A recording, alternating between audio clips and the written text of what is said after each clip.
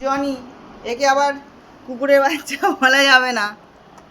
এই সব সময় বদমাইশি, সব সময় এসে আগে এর আমি খাওয়াবো, তারপর রান্না করব। রান্না বসিয়েছি। এই কী করছিস?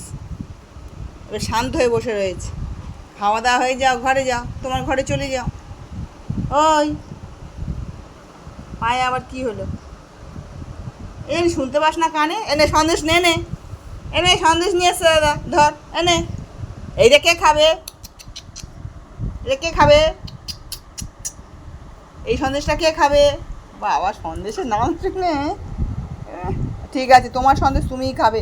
কাল সকালে বিস্কুট দেবো আর সন্দেশ দেবো, ঠিক আছে? কালকে বিস্কুট আর সন্দেশ খাবে সকালবেলা। রোজ শুধু বিস্কুট খাও, ঠিক আছে? ঠিক আছে তো? হ্যাঁ, করে না, বদমাইশি করে না, ঘুমা। শান্ত ছেলে হয়ে গেছে। কাল সন্দেশ খাবে তো? সন্দেশ কাল সন্দেশ খাবে তো?